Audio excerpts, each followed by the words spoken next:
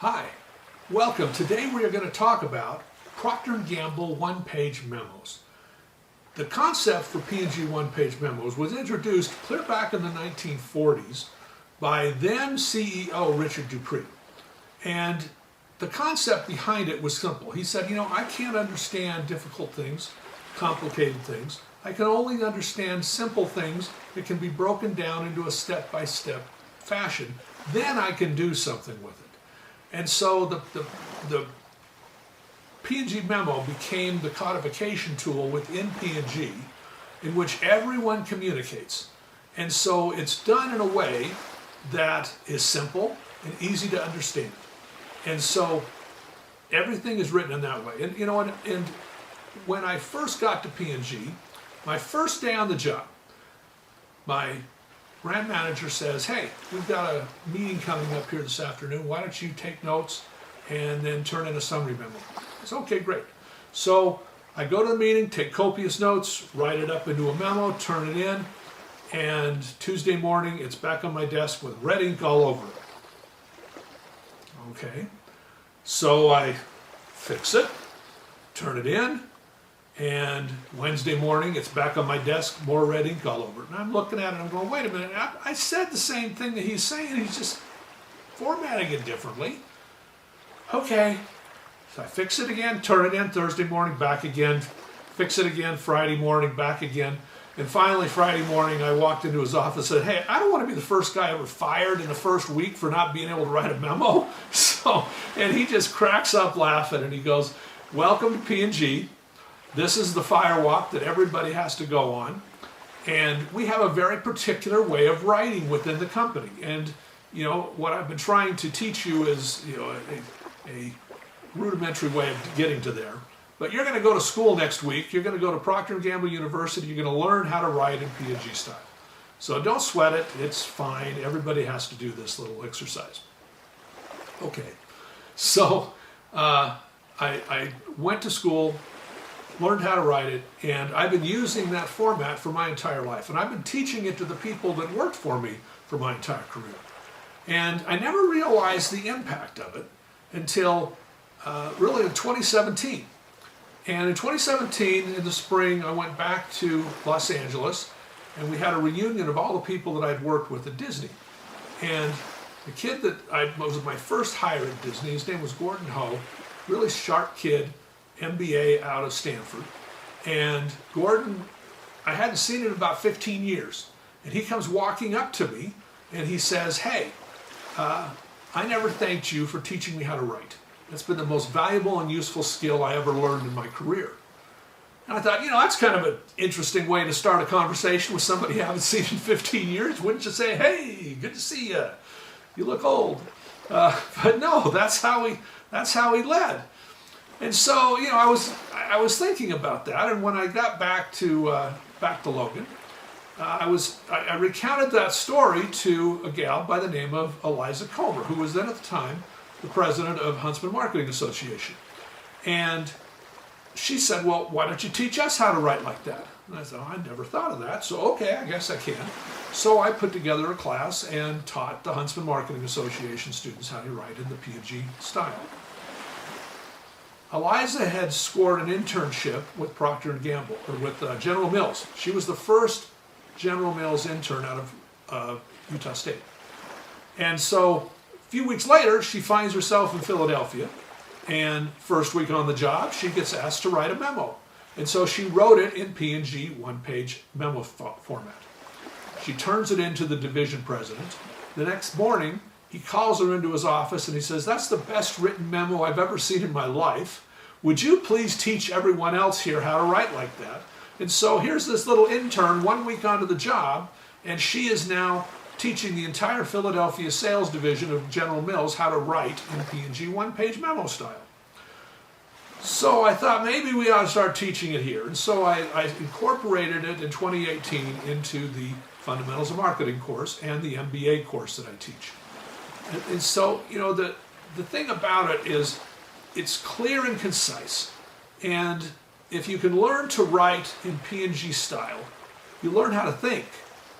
The memo becomes a knowledge codification tool, a way to present ideas, arguments, recommendations in a language and style that everyone can understand. So there are different pieces of the P&G memo. You know, it requires you to think from the perspective of the reader. You need to spin yourself into the chair of the reader and think of it as, what would this person need to know in order to make an informed decision? Second, you'll want to focus the writing on the most relevant things and eliminate the irrelevant. It's got to be really focused and really precise and concise writing. Because when we think well, we write well.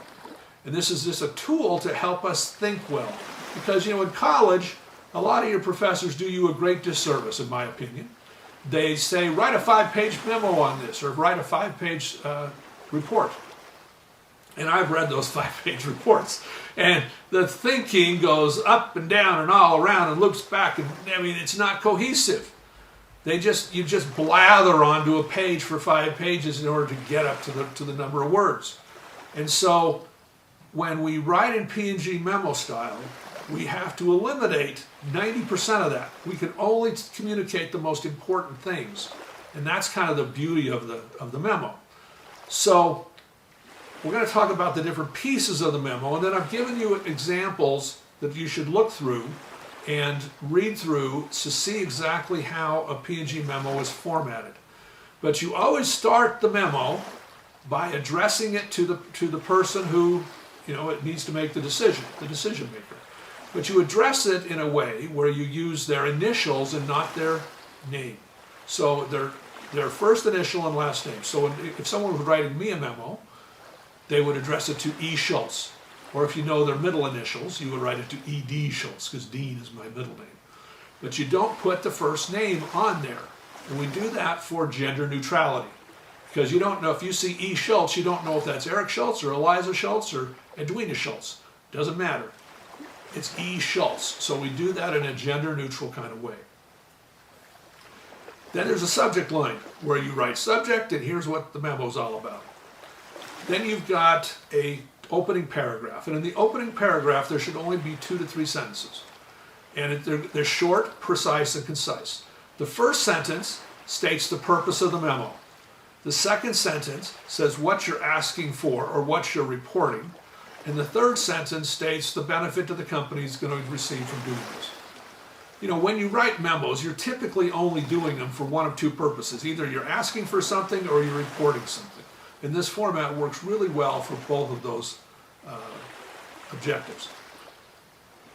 After the opening paragraph, if you've written it well, the reader should not have to read any further because they know what you want, what it is that you're reporting, and what the benefit is to the company in just 3 sentences.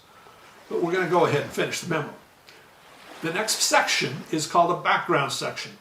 And in the background, you write a short paragraph where you describe what has led us up to this point today for the point of this memo.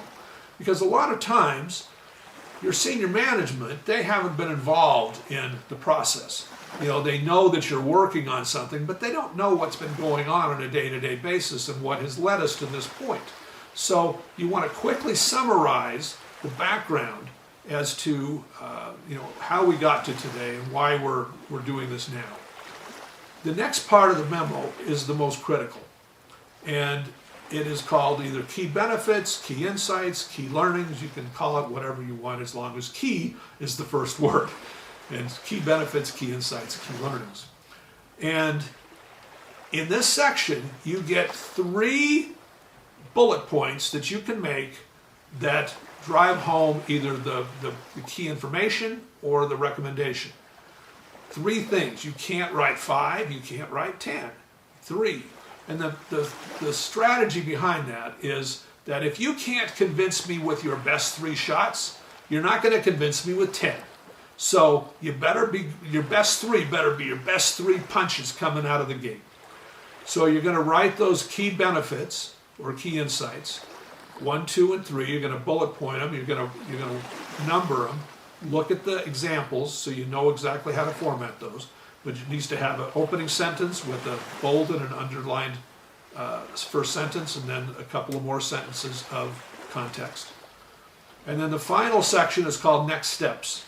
And in Next Steps, you ask for what's going to happen now. What do you want the reader to do with this information? Will you approve this money? Will you approve this? Do you want us to move forward with this project? What do you want us to do? So that the reader knows exactly what is being asked, and there's no open-ended, well, what did you send this to me for? At P&G, everything is done in a P&G one-page memo, whether you're asking for a $20 million advertising campaign or a $250,000 focus group. You're asking for things and you're reporting your Nielsen data, everything's in a one-page memo. And so we're going to learn how to write in this format because it's focused clarity of thought and action. It's concise and precise thinking and writing. And many of your professors are going to appreciate it if you can write in P&G one-page fashion for their classes. Some professors are now requiring it. And so it's a good thing to learn how to know, and it's a good thing to learn how to write in this style, because I'm telling you, it will be the best thing that you'll ever do in your life, because it gives you a focus and a way of formatting your thinking and your writing that leads you into clarity. And so we're going to do this assignment right now. Your task is to write a P&G one-page memo. It can be on anything. You can write it to your roommate complaining about you with recommendations for cleaning up the kitchen. You can write it to one of your professors, recommending that they change their grading rubric. You can write it to your roommate or your boyfriend or girlfriend, telling them to get off the stick and propose, or you're going to hit the road. You can write it on anything you want. I don't really care. Read through the examples. I've given you a bunch of examples, memos that you can read through. Look at the format. The format is the key here. That's all I'm going to be grading you on is, did you follow the format precisely? Attention to detail is critical here. Pay attention to detail, write precisely, concisely, and in the right format. Make sure everything's formatted, from what needs to be bolded, what needs to be bolded and underlined, what sections need to be highlighted, how the headings go. Make sure everything is in proper order, and pay attention to the detail, because that's where most people lose points on this assignment, is they get sloppy. And on this assignment, I demand detail and clarity and focus and attention to detail. So please write it in a way that follows the examples that I've given you. There shouldn't be any question on what the requirement is. So have fun, write a memo, look forward to seeing what you got.